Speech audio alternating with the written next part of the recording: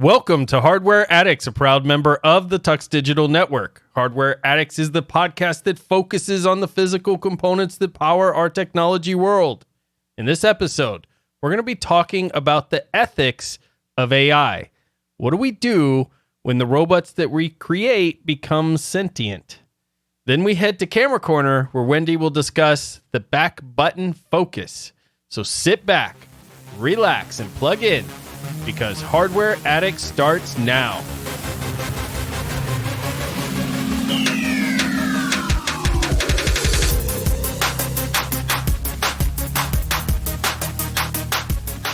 I'm Ryan, your tech guide through the universe, and with me today are my two co-hosts, Wendy, a resident photographer extraordinaire and hardware enthusiast, along with Michael, the software sage and hardware Padawan.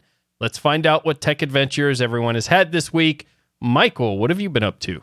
Well, I have a couple of things to talk about, but one of the things I'm going to talk about is going to be saved for next week, so I do actually have some hardware that I want to talk about. But first, I have some other sort of thing that I need to let everybody know about, and that is the new product on the TuxDigital store, which is the Sinister Wendy shirt. And nice. You can go to tuxdigital.com/sinisterwendy and check it out. And in addition to the shirt, you can also get a hat and a mug, a travel mug, an apron, all sorts of great stuff. So go check it out at tuxdigital.com/sinisterwendy. And let's first, for those who haven't gone to check it out themselves, I'll just give you a little brief description of what this is. This is an art that's really to capture the essence of our co-host Wendy here on Hardware Addicts. And that essence is, at first, she seems like an angel, and then other times she seems a little sinister. So we combined the two to capture the full essence of Wendy. What did you think of the idea and the shirt, Wendy? Well, perfect. I nailed it, right? The first time that this concept got brought up was actually Ryan's idea. And I thought it was like, aha, very funny, whatever. I didn't actually expect it to become an actual t-shirt, because we've been talking about another design here for a while. And Ryan said, hey, yep, it's ready. And I went and found it on my own, because you guys say that I'm sinister, but Ryan was the one teasing me with, hey, your shirt's done, and not sending a picture of it. So I had to go looking for it. Found it on the TuxDigital store and just about died laughing. It's absolutely funny. Yes, I do keep things clean and network friendly when we're all together on the shows, but behind the scenes, my true humor comes out, and sometimes, well, it's a little sinister. Just a tad bit. What I love about this shirt is it says, I'm always nice until the mic turns off, which is true. That's 100% accurate statement. And then underneath that, you have hashtag Team Wendy. So I'm hoping to start a trend. Everyone that picks up some Wendy swag, take a picture of yourself in it, tweet it out, whatever you use, whatever social network, do your hashtag Team Wendy, support Wendy. I know a lot of people out there absolutely adore Wendy and Camera Corner, Linux Out Loud, of course, all the work here on Hardware Addicts. So it's just a great way to support one of your favorite hosts, whose true colors we can never release in the recordings of this show, but they're there when you get to know her. So this is an awesome shirt. I love it. I love the angel halo and the devil face and all of it. It's just so great. Check it out. Go to tuxdigital.com/sinisterwendy. It's also pretty interesting in the fact that this is a piece of art that collectively you and I made, Ryan. It's true. Ryan the sometimes first one. gives him... Exactly. He's helped a few times on a few things, but he gives himself a little bit of a hard time about not being great at art. And he's right about that. But also he has some good ideas. I have the ideas. I just need an artist to make them. And so that's where Michael comes in. So this was great. This was purely his idea, and I just made it look, fancier and nice design and all that. So I wanted to give you some credit on the show that this was your idea, and I just made it just work. So I think it is a good team effort right here. It was a good team effort. To truly represent Wendy, I think we nailed it. Nailed it, for sure. Speaking of Wendy, what have you been doing in the hardware world lately? I hate to say this, but I'm actually getting rid of some hardware. One of the things that the flood we had at the end of May taught me is there's way too much crap in this house. And when you're trying to clean up massive water mess, the less crap you have, the easier it is to do that. And I was already wanting to minimalize our life flow, especially during the school year. Things are busy. I've got some camera lenses that I haven't touched in years. They were a lot of fun when I was first getting started, but they're not the lenses I go to anymore. So I'm getting rid of some of them, just going through some of the other stuff that I've got in the tech closet, what can go and what can stay. Of course, I'm going to try to get rid of some of those cables, but as you know, they multiply on their own. And I will probably get rid of some and then turn back to the room and the basket will be full again. We'll see. Yep. It's a guarantee.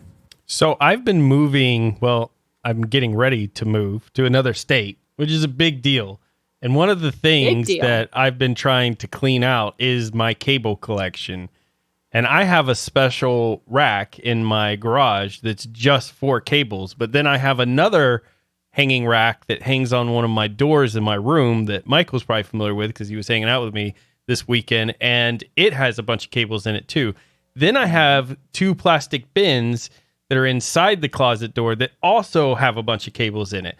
But every time I pick one up to be like, you're going to go, I'm like, but what if? What if that is something that I'm not thinking about and I'll really need it later?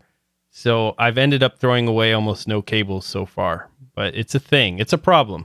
It's interesting that you bring that up because there are different situations where you would need all these different types of cables, right?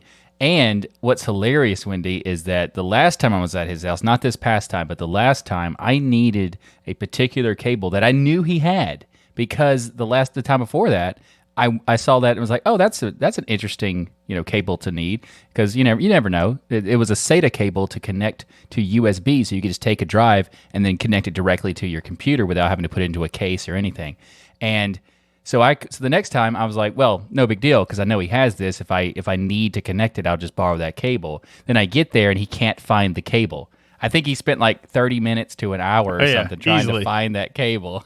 And then after I leave, like 2 days later, he's like, guess what I found? Yeah, that's the problem. You have so many cables and so many organization areas that you can't even find the cable when you need it. It's a good point. I mean, I just need to get rid of some.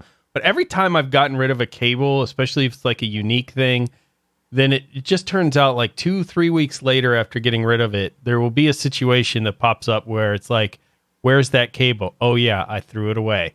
And so that's what it creates is this kind of fear of ever getting rid of them. But I need to definitely get rid of some. There's just too many. Now, let me ask Wendy, did you get rid of any big hardware pieces or has this all just been cables and little components? It's mostly been little stuff. I don't really plan on getting rid of anything big. I mentioned the last time we got together that I am putting together a living room gaming system. So there's parts of an old system that are going to go to create a new one. And I want to make sure that I have that system built before getting rid of any major things. I also have some spare fans. I really don't plan on getting rid of any of those just because it's nice to have the spares in hand. It's same situation with cables. I've got them. If something goes wrong, I want to be able to have a backup to put it in until I can replace it with the fan that I want or whatnot. So it's been a lot of smaller tech items at this point. But the goal is to get rid of stuff. And like you said, it's hard to get rid of cables. I didn't think that I was going to need a DVI to HDMI adapter anymore. I haven't needed one in a very long time, especially since I upgraded to the monitor that I have right now. I was like, everything's cool. And I got a used Vega 64 from Matt, my fantastic co-host on Linux Out Loud. I got that all set up, plugged in. No, I wasn't a Michael. It went into the system the day I opened the box. Like, nice. It was on the porch. I picked it up. I came in. I opened the box and installed it. I don't understand what you're saying right now. The downside of that was the kid's VR headset is currently connected to my main system. I don't have that living room system built. It only has one HDMI input. So my main monitor is DisplayPort, not a problem. And then the second monitor that I use, which is actually a larger TV, plugs in HDMI, and the kid's VR headset needs to plug in HDMI. And I'm looking at it, I'm like, oh, crap. I really hope I can go find that adapter. Dug through all the cables, luckily found it. And I first tried to plug in the VR headset to the adapter, and it was like, no, this isn't working for us. But the TV's handling the adapter just fine, so I still have both of my monitors set up, everything's working, the VR headset's working, and it's one of those cases that had I gotten rid of it, had I thought that, oh, I don't need that anymore, then we were going to be stuck with having to completely remove a monitor and plug in the VR headset, and this way there's no digging around in the back of my system when the kids want to play a VR game. Cables are hard to get rid of. So you proved my point, why I don't get rid of any of them. As soon as you do, you're going to need it. So now I'm not going to throw away anything. You've convinced me.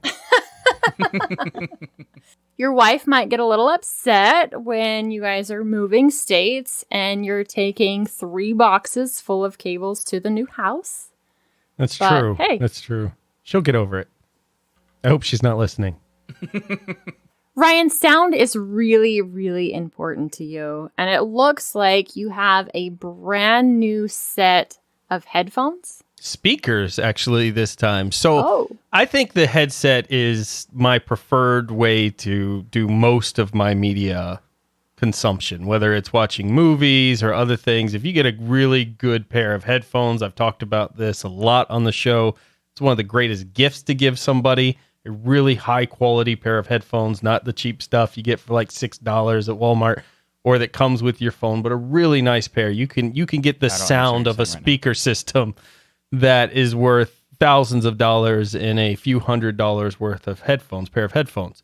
However, there are times when people are over in things, or maybe I'm working on something and I don't want to have a headset on my head, but I want some decent sound.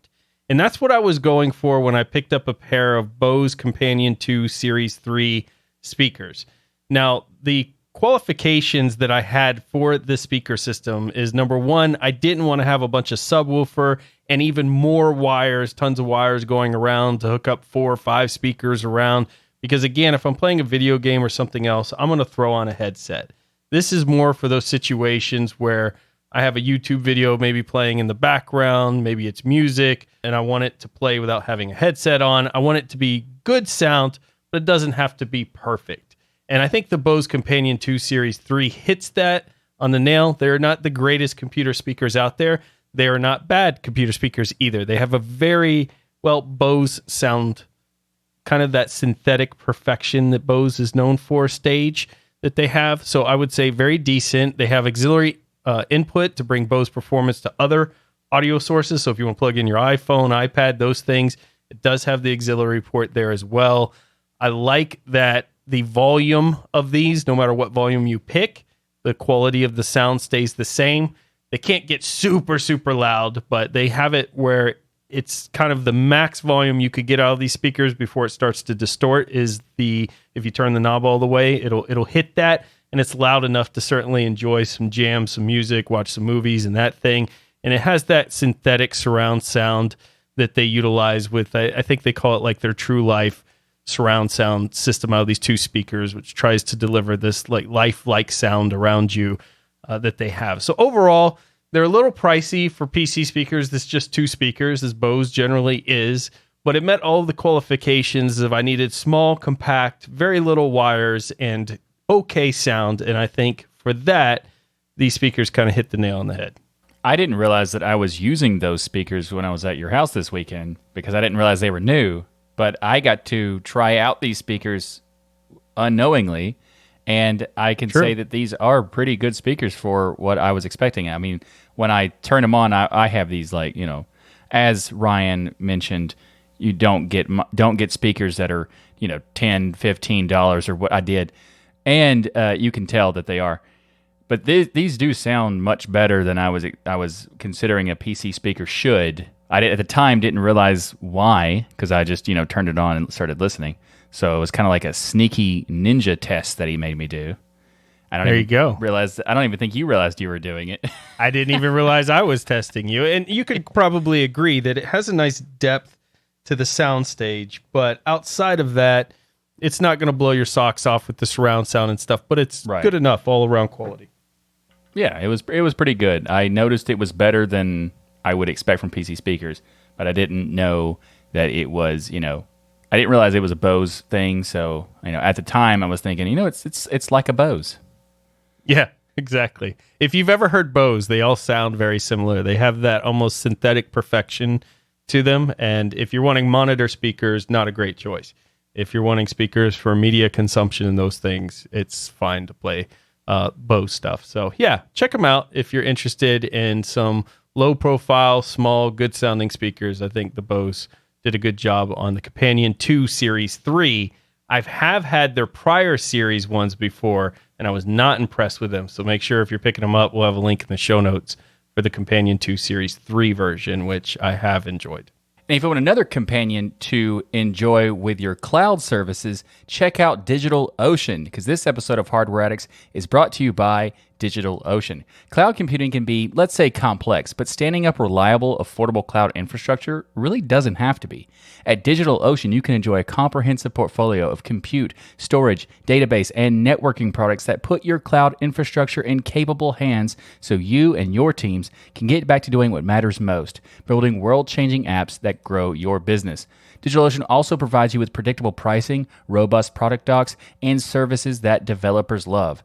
DigitalOcean helps teams regardless of size, whether you're a team of one person or a team of 1,000 people. DigitalOcean helps your team grow with their simple, powerful cloud computing services. And as a listener of the Hardware Addicts podcast and a member of the TuxDigital community, you can get started for free on DigitalOcean's awesome cloud platform.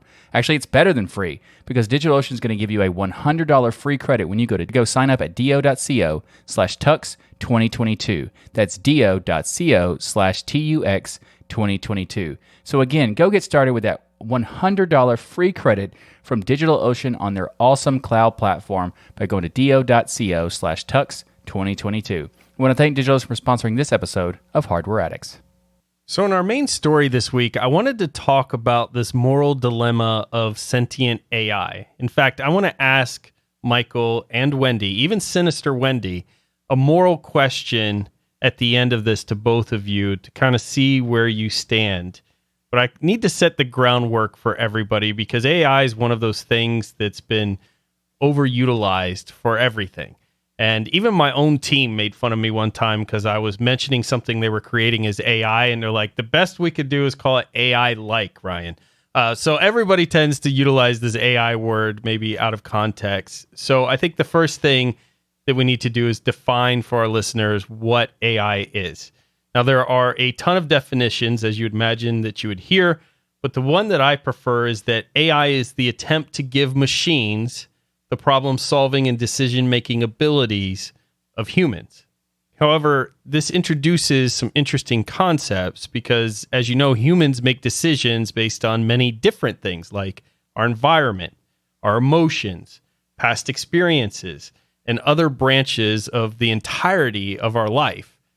And that helps shape kind of how we react to certain things. So how do you build that into a robot?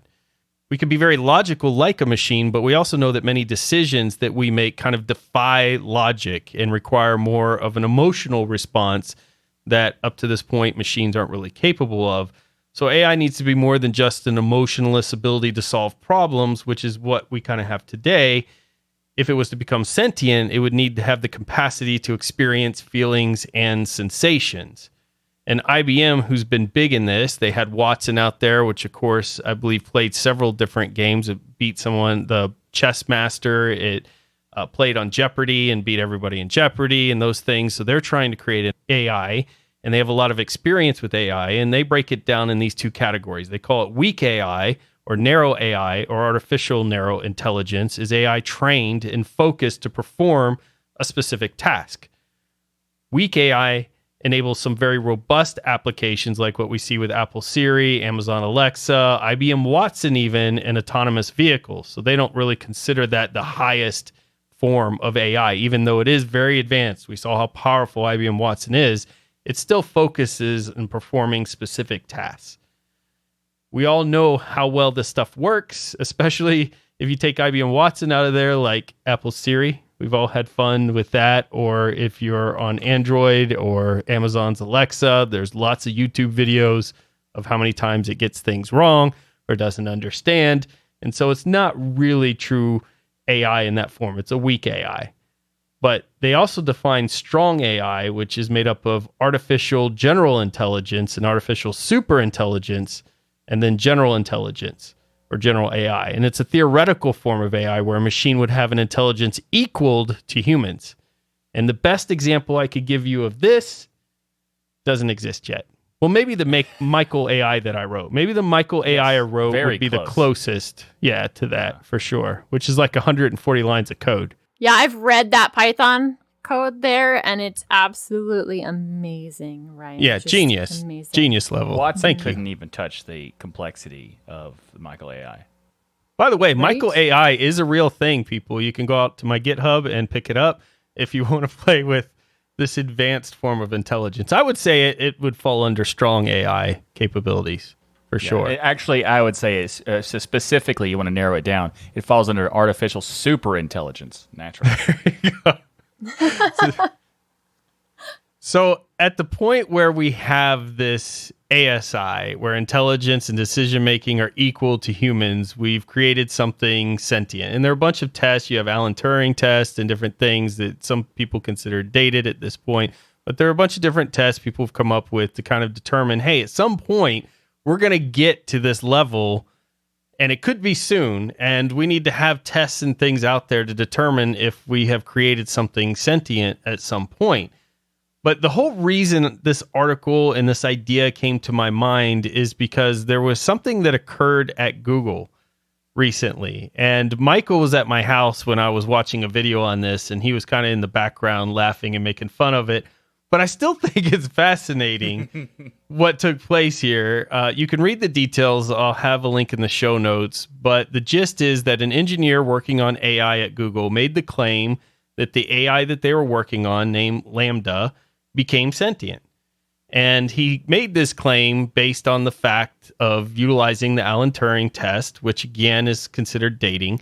The engineer's name is Blake Lemoine, and they're part of Google's responsible AI division. Some of the proof that Blake provided was an excerpt from the discussion of the AI that basically the AI, when he was talking to it, claimed that it had emotions, and it was able to explain those emotions in detail. But an internal company document stated Lambda wants to share with the reader that it has a rich inner life filled with introspection, meditation, and imagination. It has worries about the future and reminisces about the past. It describes what gaining sentience felt like to it, and it theorizes of the nature of the soul. Now, Google, upon hearing this, immediately put the engineer on leave and disputed these findings. But it's interesting that this person felt like this particular AI, which, as I understand it, mostly goes out to the internet, grabs a pool of all the information and resources and attempts to learn and create some sense out of all of that and be able to talk back to people who are talking to it.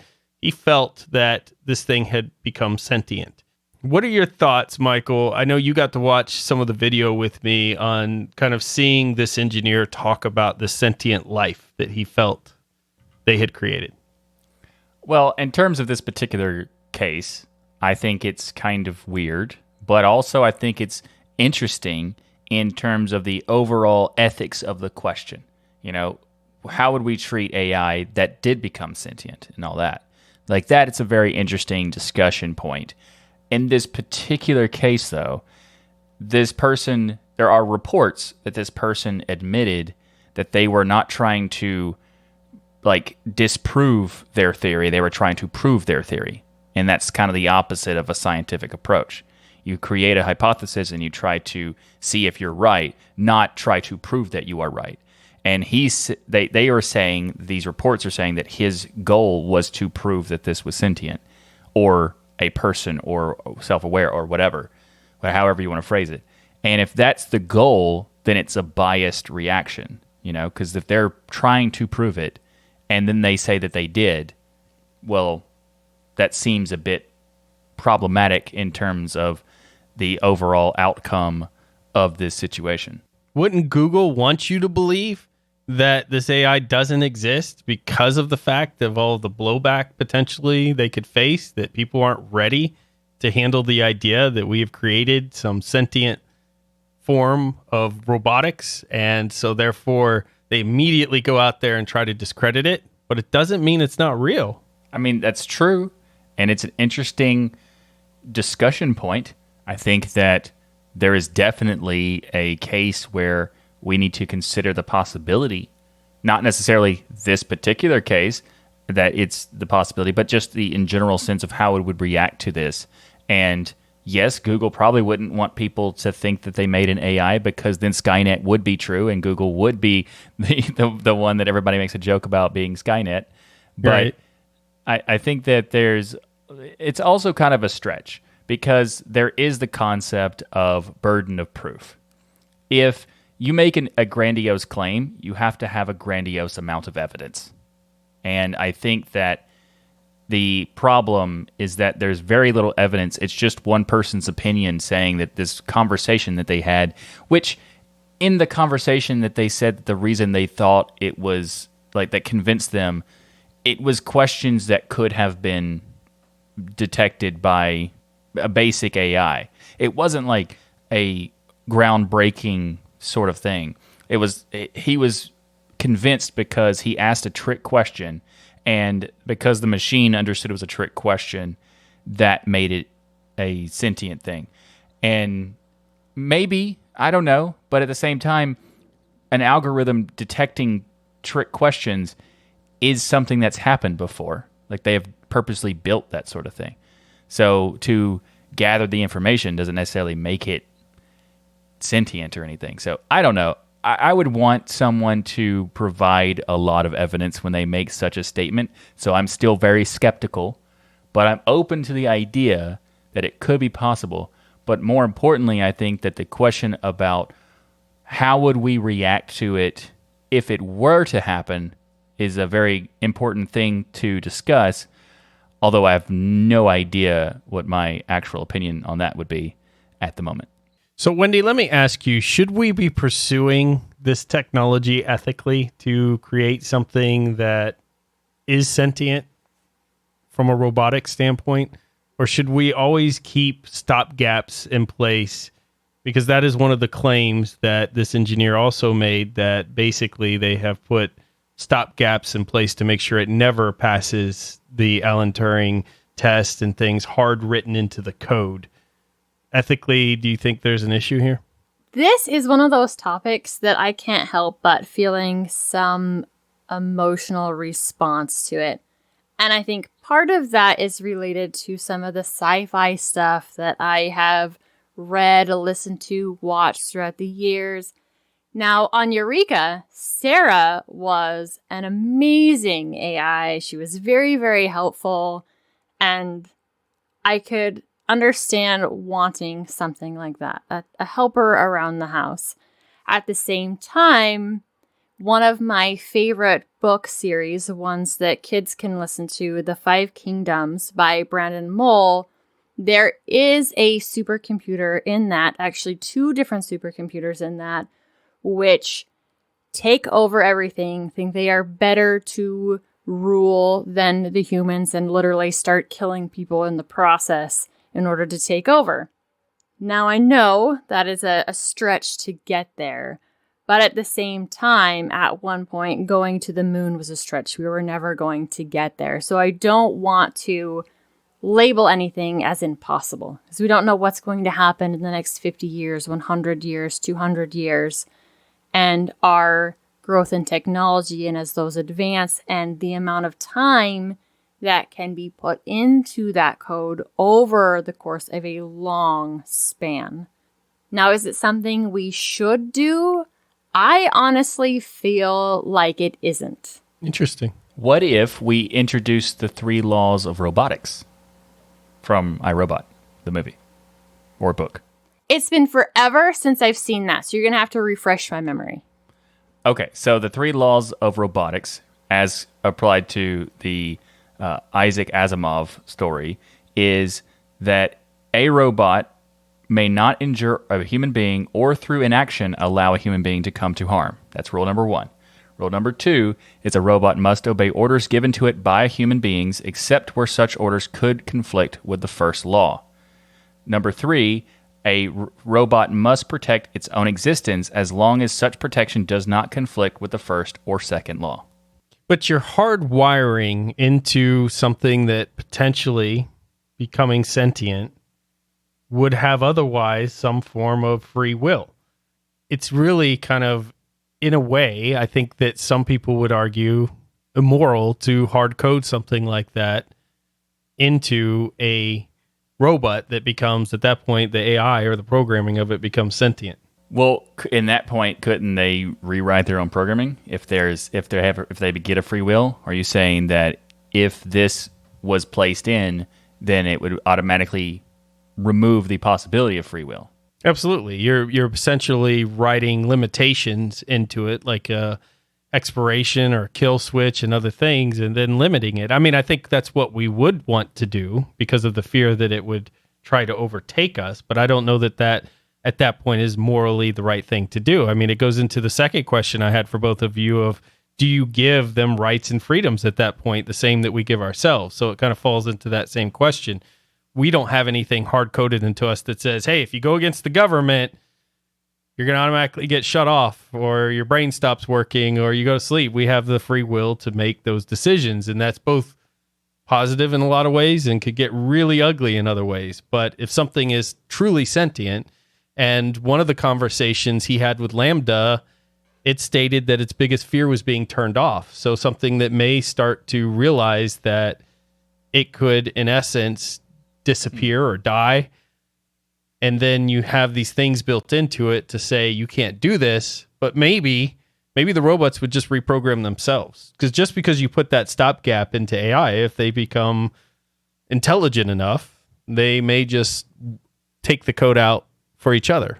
So all of these different things of sci-fi discuss the concept of these AIs going evil, or in their mind, not evil, but into us, would be because they see us as insignificant or a virus or a parasite to the planet or whatever, insert whatever sci-fi you're talking about.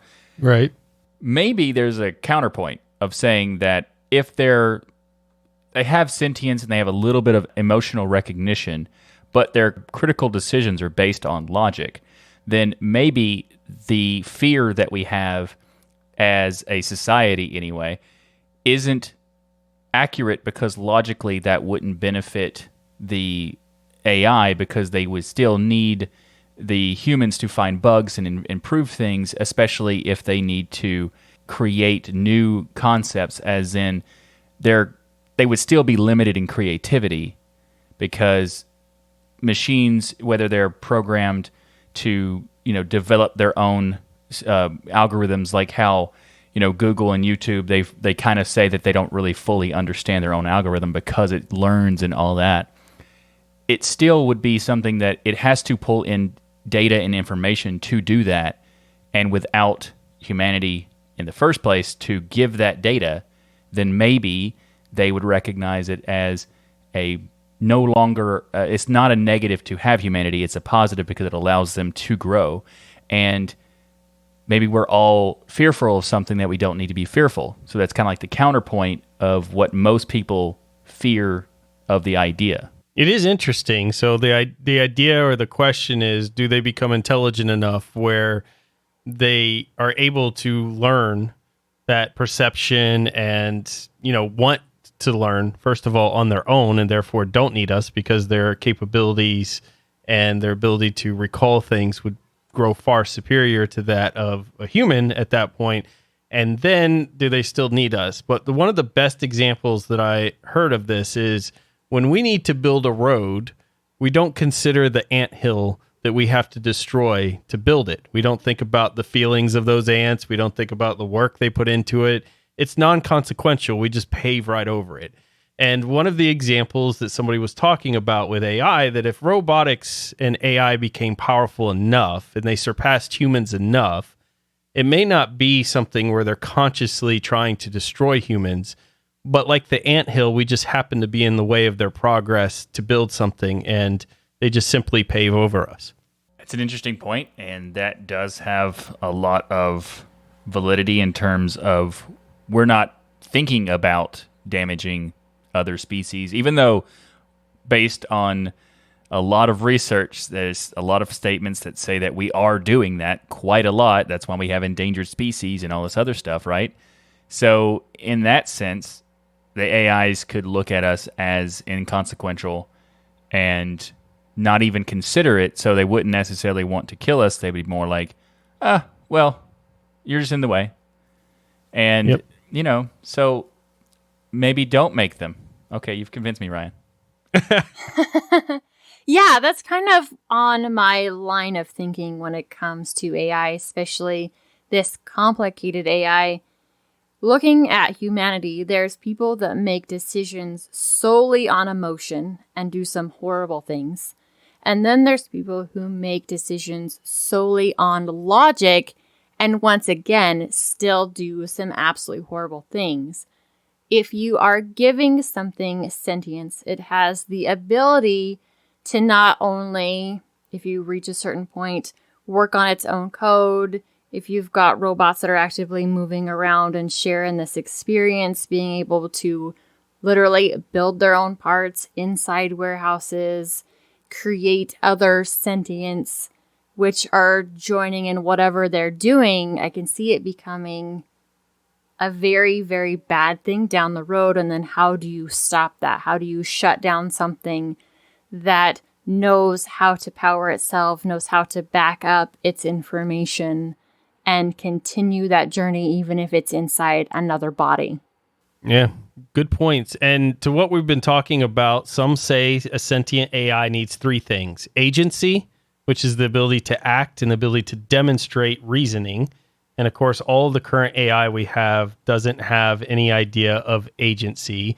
Everything they do is just a list of predefined algorithms that are executed by an external force. So AI, to truly be sentient, would need to have agency. And then perspective, where you can only view your reality from your unique perspective. When we talk about empathy and things, you can't truly know what it feels like to be me, vice versa, etc. The empathy and that perspective of being able to look into somebody else's issues or problems and situations and have that empathy would be something that AI would need to be sentient. And then motivation, which is what you were talking about, Michael, of saying that, well, they would need us for that motivation to push to that next level to make things better. But in some definitions of what sentient would be, the AI would need to have that in order to be considered sentient, that motivation to want to change things or make themselves better, unprovoked, no third party kind of coming in and doing that. So interesting. Does this idea scare you now or make you look forward to the future as we get closer to possibly one day producing a sentient AI? To be honest, I'm hoping I am long since dead when it shows up. Imagine the privacy implications. The robots know everything right? about you the second they walk by you. I think I would have to agree with Wendy in terms of the answer to that for me is both. I think that would be really interesting to see play out as a technology standpoint and a programming standpoint, and also don't want to see it.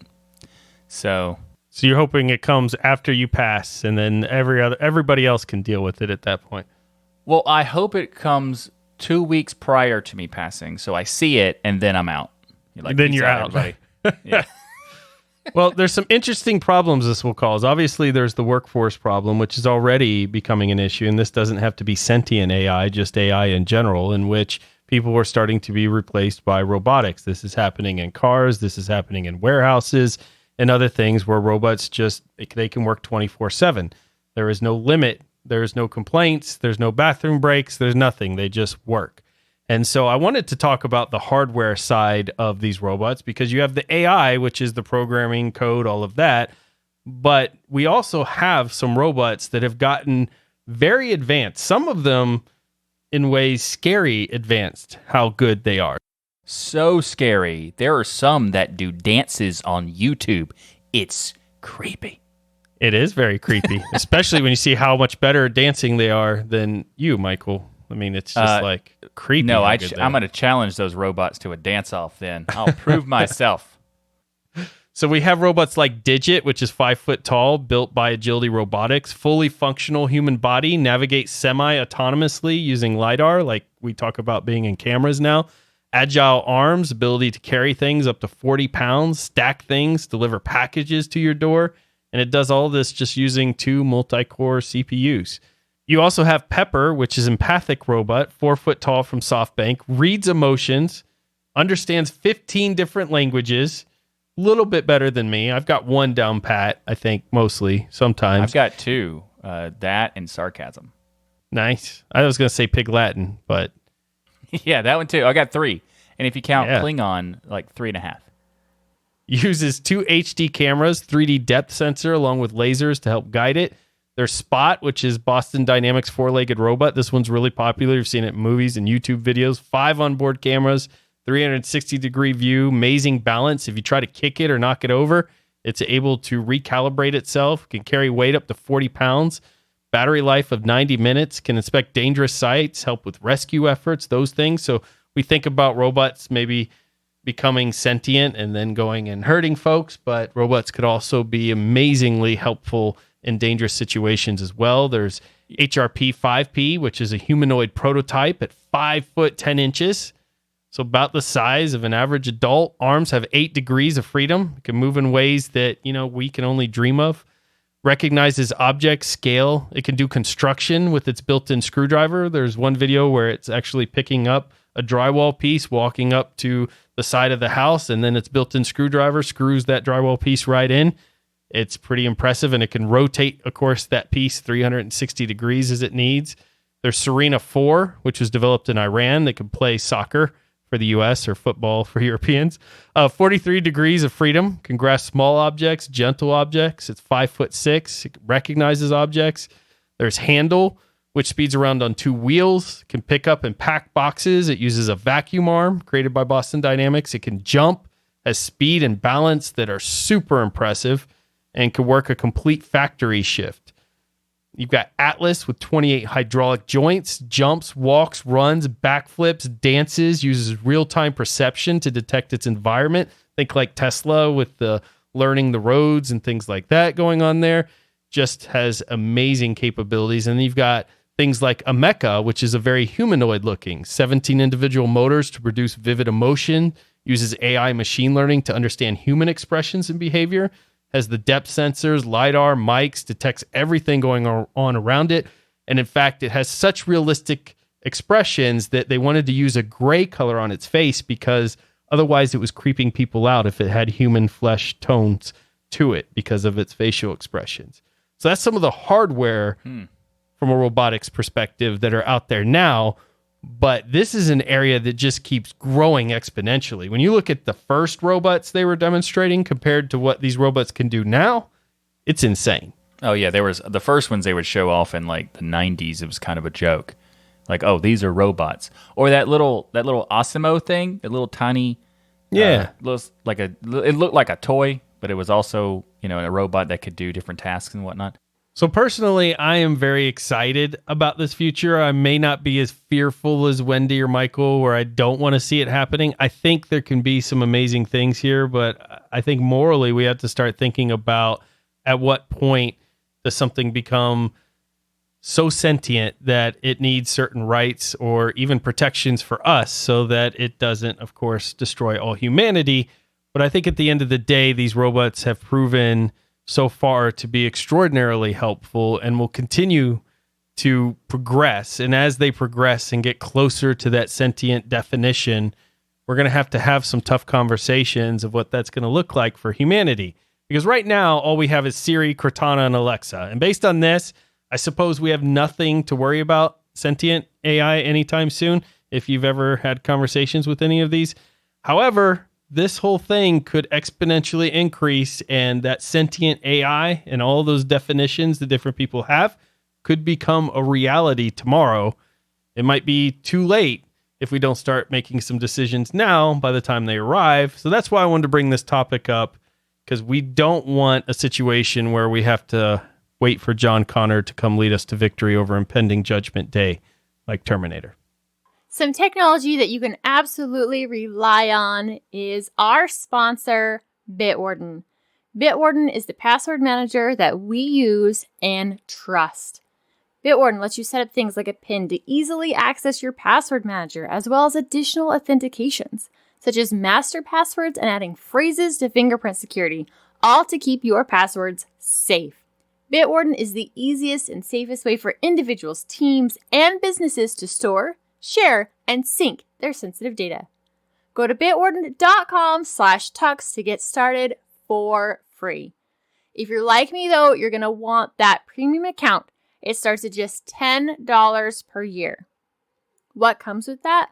1 gigabyte of encrypted file storage, 2-step login with YubiKey, U2F, and Duo, Vault Health Reports, TOTP Authenticator storage, and generation, plus priority customer support. Make the smart move like many in the community have and go to bitwarden.com/TUX to get started for free. If you're like me, though, you're going to want to show your appreciation for this amazing open source project and sign up for that premium edition, especially since it starts at just $10 per year. Thanks to Bitwarden for sponsoring this episode of Hardware Addicts. All right, Wendy, take us into the camera corner and tell us about back button focus.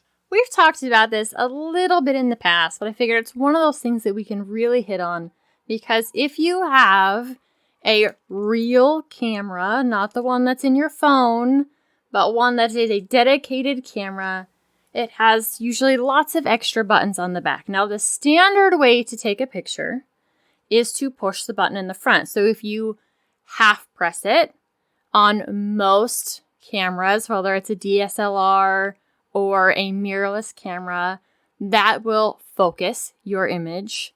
And then if you finish pushing the button down, it'll take your picture. Now, having those joined is kind of nice when you're just picking up your camera for the first time, but separating them allows you to do so much more. Now, if you're using a DSLR, this is even more important, because sometimes those specific focus points where it gives you in that window isn't how you want to compose that image. So you can push the button on the back, get your focus where you want it, recompose the image, and take that picture by hitting the button in the front. I have done that a lot in the past for all kinds of things. Whether it's tabletop photography, macro images, having that feature is absolutely awesome. The other advantage that it gives you is, say you're taking action pictures. This is one of those ones, it's summertime, we're taking pictures of family, friends, doing different get-togethers outside, maybe taking some pictures of your kids' different sporting events. With the separate button, you can set it up so as you hold the button, wherever that focus point is, it's constantly focusing. So you can have that focus point on your child's face or the ball, whatever it is, constantly focusing as you're taking multiple pictures. That's what that button's for.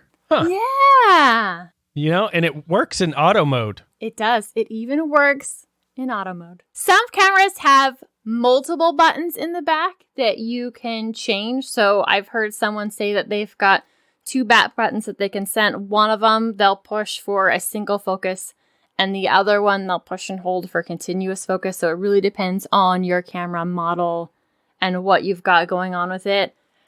I've got additional buttons on mine that you can set their functions for. So one of them on the front, I can set it so I can see if it is aligned level or not, which is really, really handy. So play with the custom buttons in general. Now, if you decide to do the back button focus, it's going to take some time to get used to that. So I'd say take it out 3 or 4 times before you decide if you're going to keep back button focus or not. You got to get used to, okay, my thumb controls my focus and my pointer finger is controlling the shutter.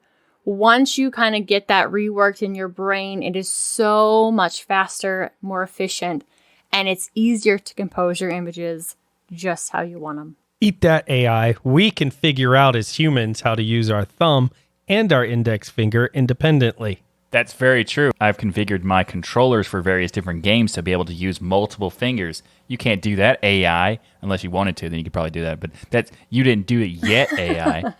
That's right. What's funny about this back button focus thing is originally, and I admit for way too long, and I should not be telling you this, especially I should have been telling Ryan this, I was perceiving the concept of back button as like return or go back versus buttons on the back of the device. Gotcha. So I was like, why are we using that particular button? Oh, buttons on the back. Got it. I'm going to have so much fun with that in the future. I can see another t-shirt design in the works. There you go. Exactly. But my camera has a bunch of custom buttons, or like C1 and C2, which I assume is for that sort of purpose, right? Yeah, you can definitely use them for something like that or set a level. The custom buttons are an amazing feature for cameras to have because it gives you the flexibility to use your camera in the fastest, most efficient way possible. So give it a try.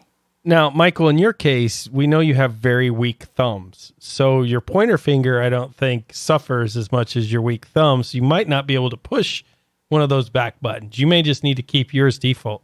Okay, thanks for the tip. Also, I'm going to explain this to people listening because this nonsense has gone on way too long. So Ryan likes to say that I have weak thumbs, and it's from this episode we did about a keyboard that has a split spacebar, and I said that I think that it's interesting that there's a split keyboard or a spacebar because why do we need a spacebar that big on normal keyboards?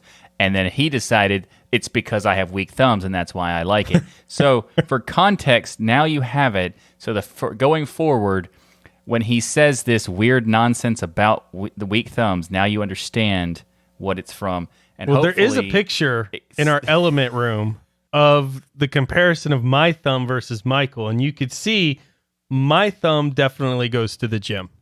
Michael's thumb it's because your not. thumb has roids or something. That's what it is. Takes roids.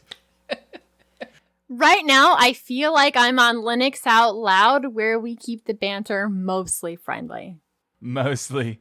Well, the good news is, Wendy, I have thumb that's strong enough to use both the back focus button and the pointer button. And I actually think that would be easier in a lot of ways. Because for me, a lot of times I end up doing the half click instead of the full click. And just having those two independent, especially at a football game, like Suns baseball or football game, I think would be awesome to be able to refocus quickly with one finger and the other one's just take the shot. Yeah, absolutely. And for sporting events like that, your thumb never has to leave the button. If it's a continuous shot, you just hold that button. It will continually focusing where that focus point is. And you could rapid fire those images so you get that action shot where he's catching, kicking, or hitting the ball.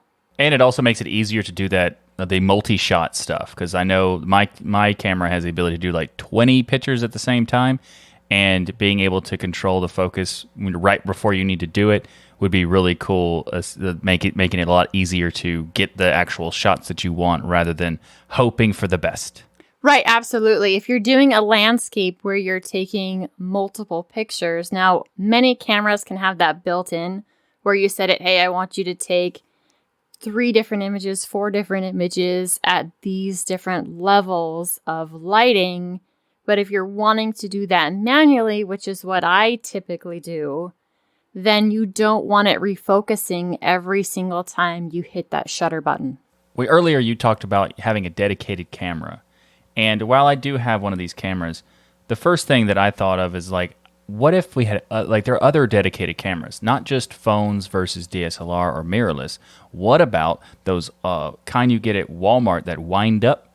Can we make those special too? Or is that... Nobody buys those anymore, Michael. They've been out of Walmart for like 25 years. No, they haven't. Yeah. There's Nobody uses a wind-up camera anymore.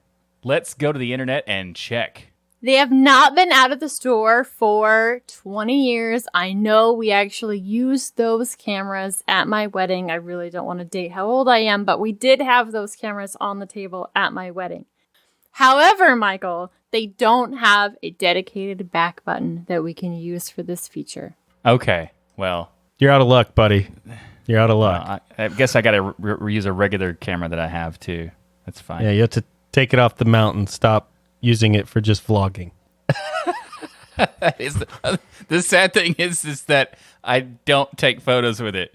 It's just for video. That's all Pretty I much, ever use that's it for. what mine's for as well. And you've told me that you are going to set up the color so that it was a custom color and do some different custom settings and taking it off auto so that it's consistent throughout every single video. And I've even volunteered to talk you through it. But, well, it's been Michaelized. Unfortunately, Wendy, the mount that he has for his camera for the vlogging stuff is a thumb screw mount, and his thumbs aren't capable of undoing that. So it's just one of those things we have to work around. It's not a thumb screw, but it is like a hinge that you have to activate with your thumb to unlock it, because I have a quick release. But it does require the thumb to activate. So, yeah, it's awkward sometimes to get it off the mount because of my weak thumbs, yeah. Yeah, totally. I'm just embracing this nonsense now. Might as well. Roll with it. Well, that's it. Our 64th episode of Hardware Addicts is a wrap. Thank you for listening to this show that brings you your bi-weekly tech fix. And if you're not all lit up on tech yet, then be sure to check out all the amazing content on the TuxDigital Network. Head to tuxdigital.com to check out all the great podcasts and YouTube partners available. There is so much there to fill your brains with. Remember, there's no such thing as too much hardware. Learn, build, innovate, and grow.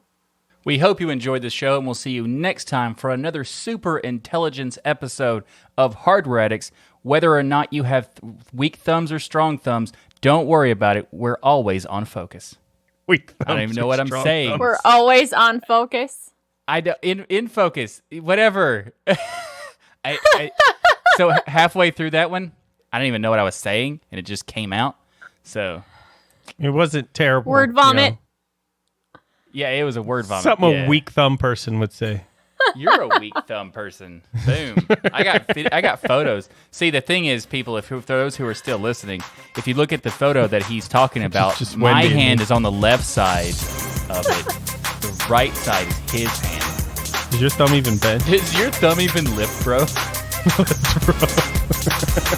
Bro.